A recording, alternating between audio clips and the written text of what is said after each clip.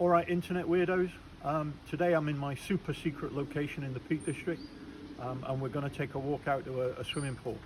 When I say we, that's me and the dogs and my youngest lad, who from now on will be known as Camera Boy. We've got about 4 or 5k to go to this little pool that's in the hills. Hopefully it should be fairly full and full of water, because it's been raining like non-stop forever. And today I'm wearing my new FjallRaven walking trousers. I've not worn these out in the hills at all. They're practically brand new. I've worn them in the yard, but I'll hopefully do a sort of mini review on them when we get up there or when we get back to the car park. But so far they're pretty good. I don't know if anyone's worn FjallRaven trousers before, but I think they're pretty cool. They're pretty comfy, but we'll see after I walk up the pool and back. All right.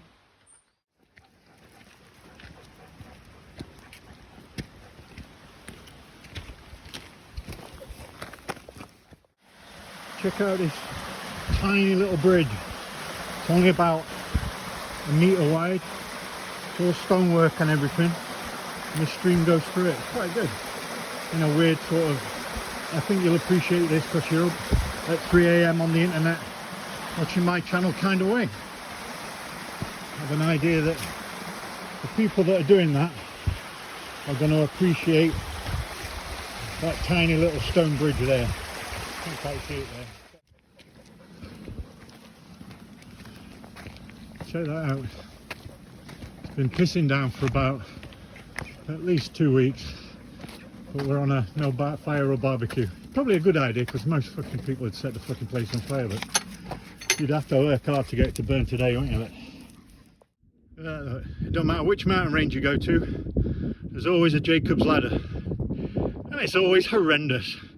Apparently it's that way. Check that view out though. Outstanding red leader. If you're up at 3 AM being an internet weirdo, that was worth staying up for, wasn't it? Eh? Check that out. Well, having gone from grey and pissy in the car park, it's now just starting to get nice and blue. Check that out. Look at that bad boy. It's fucking lovely, isn't it?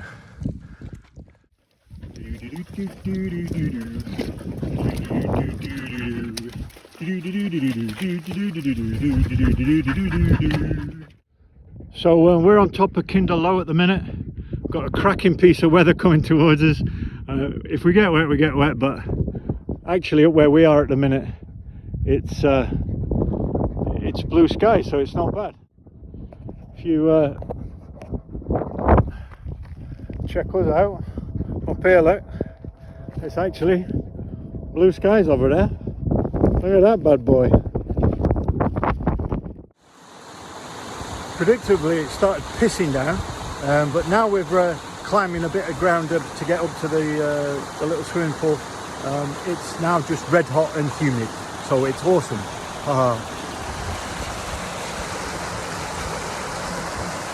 Well, there's a nice little stream. I'm going to wash my head and then we'll go up to the pool.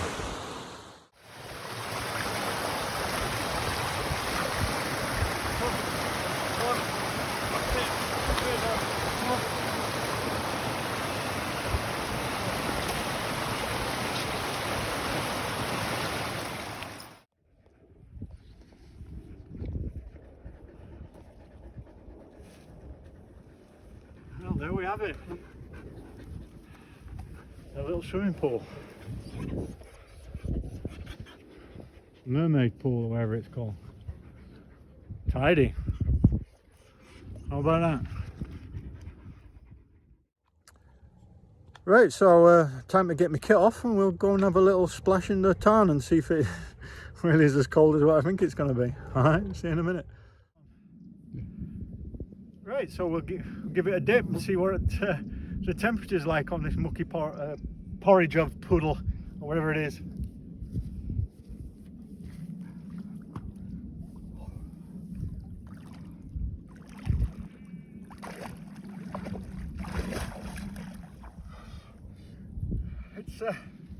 It's definitely bracing.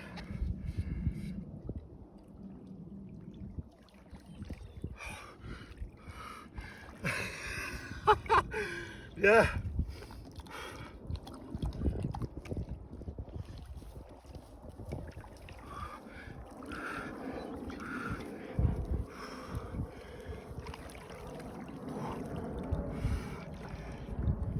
And it's really good for you too, folks, all right?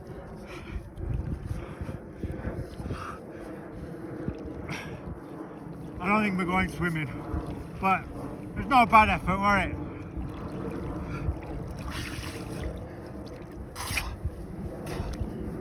Oh.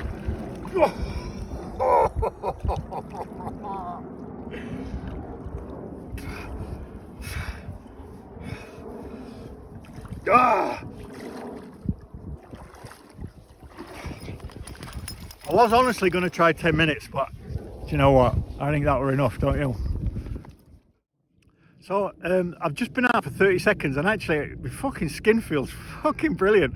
I feel like all my fucking joints are pumping, it's brilliant. So I'm just going to go back in again, maybe just for a couple of minutes, and then see how I feel.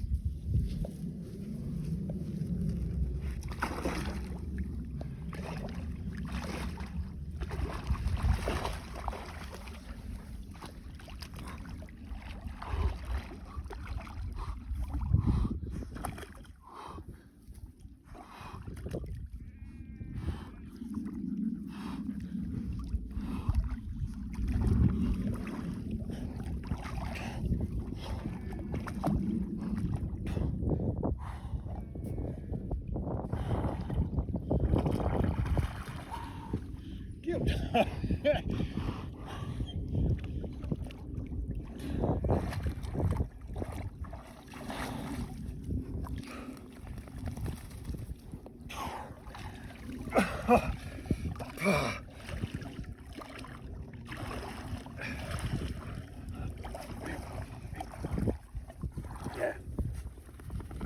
I tell you what, you know you've been in there, it's fucking gibbering, but when you get out, it feels like all your skin's fucking tingling and bonkers. It's really good.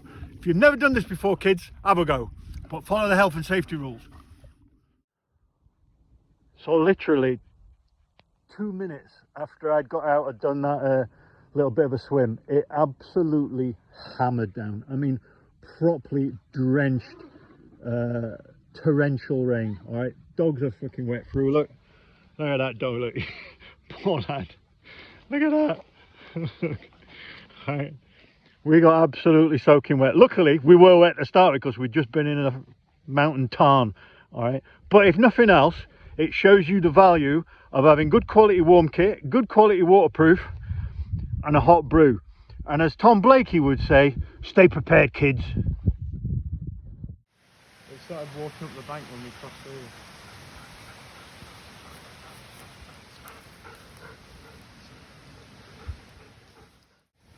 So this is an old rotten silver birch. Got these great big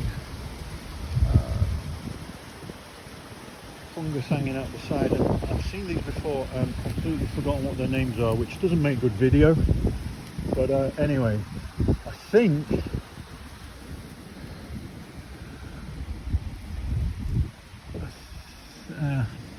yeah, anyway, we'll have to do that in the edit because I've forgotten the name of them, but there's one here on the floor. Look,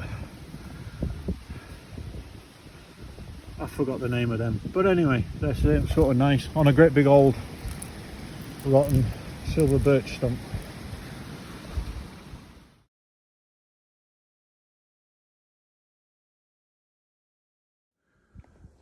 So anyway, folks, I tell you what, there's all the people that go on about Brecon Beacons and all them awesome places in Scotland. You know, particularly I can think of Glencoe and places like that. And then you've got you know, Lake District, some beautiful places there. But tell you what, there's not a lot wrong with the Peak District either. I mean, check that out. Especially now the sun's shining for a bit, you know, and it's not a grey puddle. That ain't bad, is it? I mean, what do you think of that? Back of Sheffield. Check that out.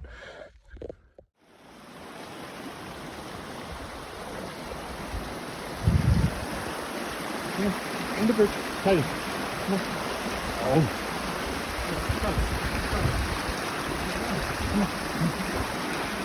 Good boy.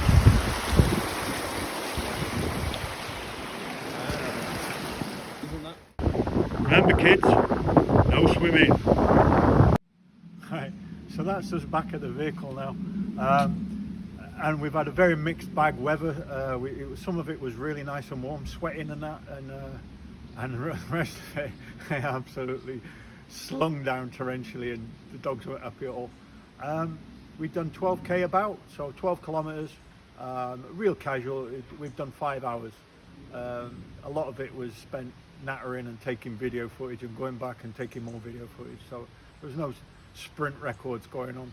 We got plenty of time with the dogs because they like to sniff stuff and all that, and there was the swimming as well. So yeah, not a huge sprint round, but again, that wasn't the point of the day. It was to have a nice day out with camera boy and get the dogs a bit of exercise and go to that pond, because I've always wanted to go there.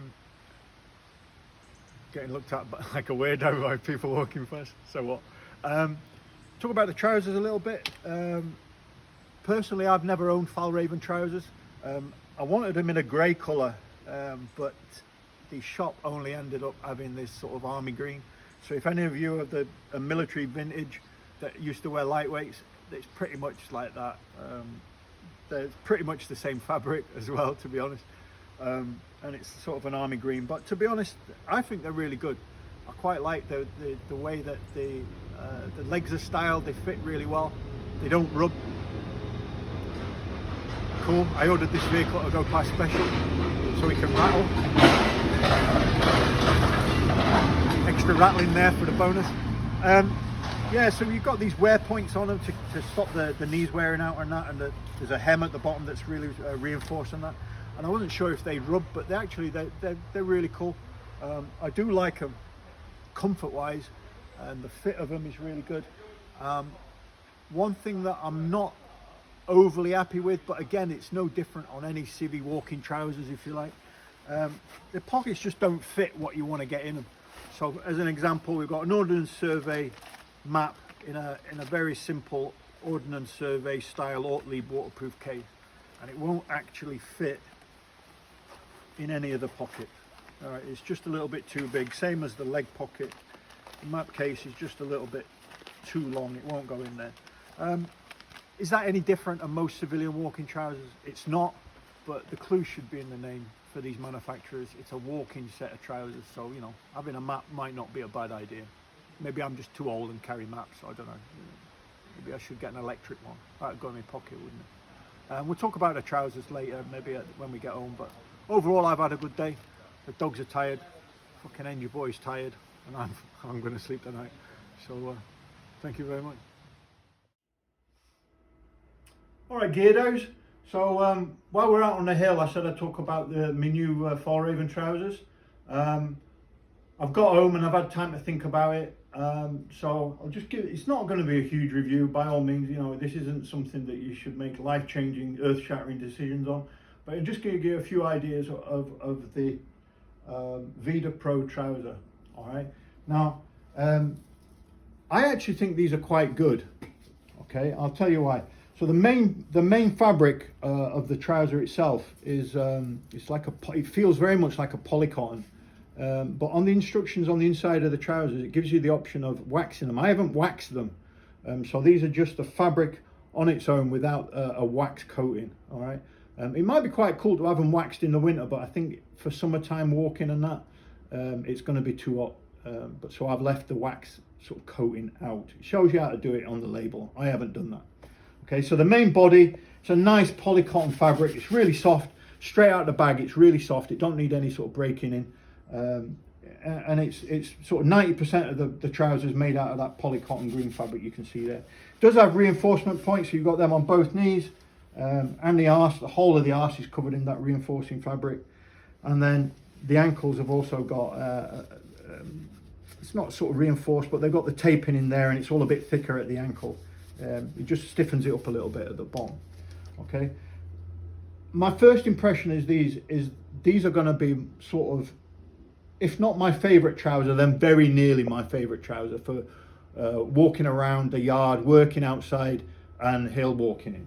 Okay, I mentioned yesterday that for hill walking, the pockets, the leg one particularly, and this double pocket here, that's a single pocket with a pocket sewn on the top, if you can follow that. They're a little bit short for an ordnance survey map, okay? But I think for just generally working around in your yard, if you're doing any kind of forestry or whatever, I think they're probably, on reflection, they're going to be enough. All right, it's just that if you've got a map, they're not quite there. All right, you might want to think about how you get around that. But most of your pockets are on the front. You've got a left hand, you've got a right hand leg pocket, and then on the left hand there, you've got this double arrangement, one big long one with a short one sewn on. Okay, you've got your normal hand pockets and that, and the fly is just normal zip and a big brass button. And it's quite cool, it all fits together really well. There's nothing on their arse, it's clean on the back there. I suppose if you're wearing a rucksack, you're not going to be using your back pocket much at all anyway. And you've got this weird little pocket at the back of your leg. Now, it's got a pop stud to open it, and a little access pop stud thing at the bottom. Not 100% sure what that's for. I'm assuming, but I'm not 100%, that it's if you're working out in the woods or whatever, you can do some mad stuff with your axe. And there'll be all sorts of health and safety people telling me that that's wrong. Yeah, I haven't got a cover for my axe, kids. All right, sorry about that. I'm assuming it's something like that, because reality is anything that you put in there potentially is going to fall out the bottom. So you're not going to put knives or anything like that in there, because, you know, if you snag that on a bush, it's just going to fall out in it. So assuming that's for some kind of long-handled tool, maybe a hammer. I don't know. All right, but anyway, it's a nice to have. I think I'm probably going to run a line of stitching across there and use it as a pocket knife pocket rather than a long-handled tool. I just wouldn't wear for an hammer or an axe down there anyway. But it is what it is. First day I wore them yesterday, and I actually think they're quite good. I think they're worth the money. They are a lot of money. Top of my head, these are for 120 quid. But that poly cotton mix, I can't see it wearing out fast. If you're careful around barbed wire fences, you're going to keep your money's worth, aren't you? What you don't get with this is you don't get a belt. That's a 511 belt off a pair of 511 trousers that wore out years ago. All right, but the nice chunky size of the belt loops means you're going to get most sort of adult sized belts through there. All right, I think they're quite good. Why don't you comment, see what you think?